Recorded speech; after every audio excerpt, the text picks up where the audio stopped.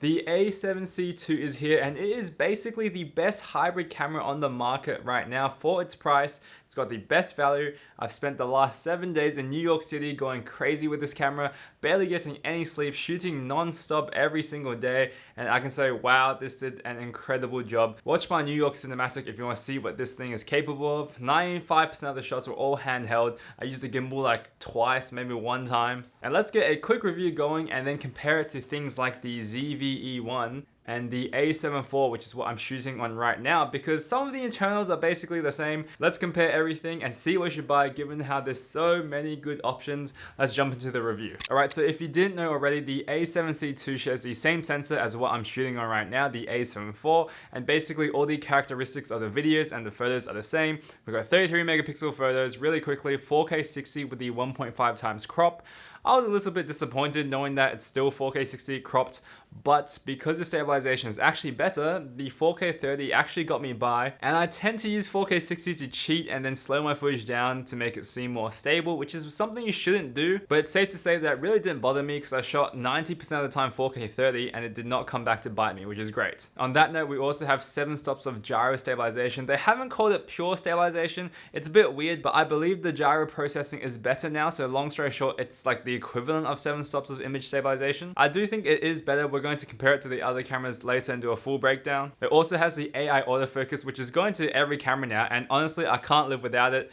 This tracking on the A7 IV is still working very well. However, the fact that the AI autofocus can basically see your body, not even just your eye, it can track animals, it can do birds, planes, whatever. It is so handy and it is something that I can't live without these days. In addition, it can stream 4K 30 if you're a streamer. It overheats in about an hour, so just keep that in mind. And compared to like the ZV-E1, it's got a viewfinder, a mechanical shutter, front dial, which that doesn't have, and the viewfinder is slightly worse than the A7 IV, but you don't really notice in my opinion. If we ended the review right here, honestly this camera is such a beast. It's better than the A7 IV, you should probably just buy it. It's cheaper as well. It can do an amazing job, and because it has a mechanical shutter, it has a viewfinder, I would call this the best hybrid camera that you can buy right now. But with that being said, let's go into some more detailed comparisons with the A7 IV and then the ZV-E1. So the main differences between the A7 IV and the A7C II is that the viewfinder is slightly better on the A7 IV, like I mentioned. There's also a joystick on the A7 IV, which is actually pretty handy when you want to like change a spot really quickly. Otherwise, with these cameras, you gotta press the middle button, then press up and down. It's just not as intuitive and easy to use as a joystick. The grip is deeper on the A7 IV, so people who are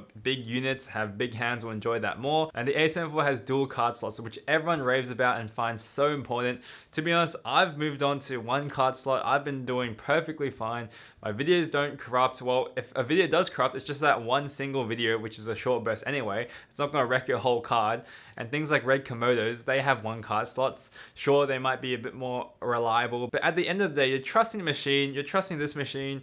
It's not going to corrupt. It rarely does. If you are a wedding filmmaker, maybe that's something to keep in mind. Maybe the day that my SD card somehow completely corrupts because I'm using it in the camera, maybe that's when I'll start changing my ways and always going dual card slots. But until then, this has worked for years. I've been using single card slots for literally like my whole life, 6-7 years now. And in conclusion, you really should not buy the A7 IV for retail or brand new anymore, because this is literally cheaper, has better features, better form factor, which I didn't even mention, but these form factors so handy, I can put in my pocket, which is great. And I would really just buy this modern, new and improved version, which has better stabilization as well. The only situation which I'd buy an A7 IV is if you can get a second-hand one for a really good deal. Maybe if you have a significant discount, maybe $1,000 off, or if you swear upon dual card slots, maybe that is the option for you. All right, so now let's compare the ZV-E1 to the A7C II, and this is where things get a bit juicy, and you need to decide what is the compact king. So as you can see, first of all, the form factors are very similar. The ZV-E1 is about 100 grams, give or take, lighter than the A7C II. That's mainly because we've got this little viewfinder, we've also got the mechanical shutter, and a bunch of other things that probably weigh this down a little bit more. And just looking at the top of both cameras, as you can see, there's more crap on the A7C II, which is why it's a bit heavier. So you could say the ZV-E1 has better form factor, but that being said, I think the extra dials and the knobs and whatnot is more worth it on the A7C II, so I would compromise about 100 grams to have these extra functions and dials. It's also important to note that the A7C II has the modern Sony menu systems, which is very valuable. Basically, all new cameras have them these days, and you can basically change a bunch of things. You can see you have different things on the side. different ways you can change things, and honestly, it's just a better user experience when you're shooting video or photo. The beauty of these smaller compact bodies is that it also saves you money, because if you have a gimbal, for example, the DJI RS Mini, you save like at least $400, $500 compared to the bigger gimbals like the DJI RS or the RS Pro. That's an instant money saving already. You can have a lighter setup, don't break your back, and it works completely fine, and you can get amazing shots with a smaller gimbal. So let's talk about where things actually differ between these two cameras, and in layman's terms, basically, the ZV-E1 is for people who want really amazing video quality, some decent 12 megapixel photos, which again, 12 megapixels does not sound very good, but the quality of photos turns out perfect for Instagram. You can do A3 prints like I mentioned before, and there's so many different AI tools where you can basically enlarge your photos. You can even do this in Lightroom right now, enlarge your photos and basically get more resolution out of thin air. So 12 megapixels I would not say is a bottleneck for many people at all. Additionally, the ZV-E1 does not have a front dial, but honestly I'm so used to just using the aperture rings on these G Master lenses or just any lens, and I don't really miss that as well because I always shoot wide open whenever I can. Otherwise I wouldn't buy these G Masters or these prime lenses. On the contrary, the A7C II is basically the best hybrid camera to date. That's because it has things like the front dial, it has the mechanical shutter, the viewfinder so you can look into the viewfinder and see a photo, and the 33 megapixel sensor takes amazing photos. Videos is a bit capped, so you got bad rolling shutter when you basically pan left and right, but you can basically mitigate that with 4K 60 using the crop mode. There's less rolling shutter there, and also just film a bit more intentionally forward and back, not whipping the camera left or right. And with those additional features, you have to say on paper there are more features in this camera and it's more built for a hybrid experience. So here's a detailed side-by-side of the stabilization between two cameras, the A7 IV on the top and the A7C II at the bottom. I'm putting a lot of emphasis because this matters a lot to me, especially because we're run and gun travel filmmakers, quote unquote, and using gimbals are not fun. But long story short, in the standard mode, you can see the A7C II is a bit better, which is surprising given it's much smaller. And then when we go to the active mode, it absolutely blows the A7 IV out the water, which is way more stable, and honestly a reason why I would not buy the A7 IV at all and just buy this camera instead. Moving on to the ZV-E1 at the top and the A7C II at the bottom, you can see in the standard mode it's practically the same, and even when we move to the active mode,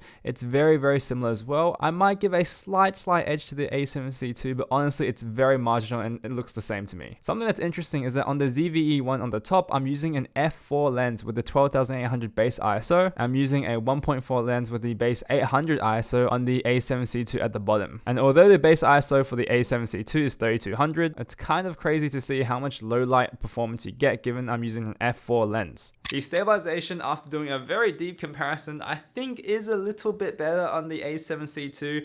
It's very marginal, but I would not decide my purchasing decision on just that. It's also worth noting the A7C II has virtually no overheating issues, so if that concerns you, then this is probably the better option, but 95% of people will not get either of these cameras to overheat. So the million-dollar question, which camera is the better option? Basically, the ZV-E1 is about 200 Australian dollars cheaper. That might not be much in US at all. At the end of the day, it is a very similar price, so that's not a huge factor. But on paper, if you want a true hybrid experience, you're more of a photographer, want to take some stunning photos. Not that this can't take stunning photos, but high-res photos that you can sell to people, print them out very large. The A7C II is probably the best option for you. That being said, if you want stunning video, amazing low light performance, this goes to 12800 base ISO. I did find at times I kind of missed in dark environments, especially on some New York night times. I did miss the ZV-E1's amazing low light performance, which is probably the main drawback from this camera. And having 4K 60 and just having that extra latitude,